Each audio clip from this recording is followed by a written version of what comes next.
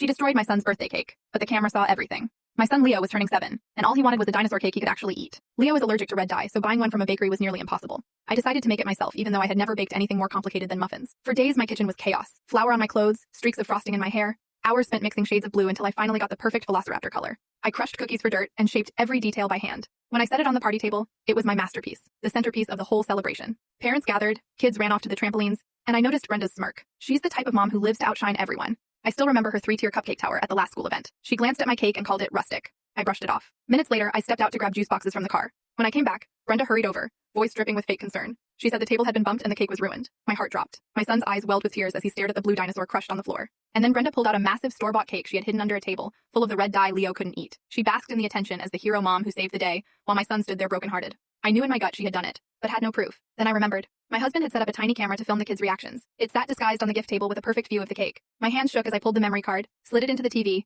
and gathered the parents around. At first, the screen showed kids laughing and bouncing. Then, silence. The next clip revealed Brenda, alone in the party room. And she looked around, lifted my cake with both hands, and dropped it face down. She even nudged it with her foot before walking away. The room froze. Parents stared, jaws open, while Brenda's face flushed red. Without a word, she grabbed her daughter and fled, mumbling something about an appointment. The trampoline park refunded the party and gave us a voucher for a new cake. By the end of the day, Leo had frosting on his cheeks again and laughter in his voice. But I'll never forget the look on his face when his hero cake hit the floor, or the silence that followed when everyone saw the truth play out on screen. Some people don't just trip over kindness, they crush it on purpose.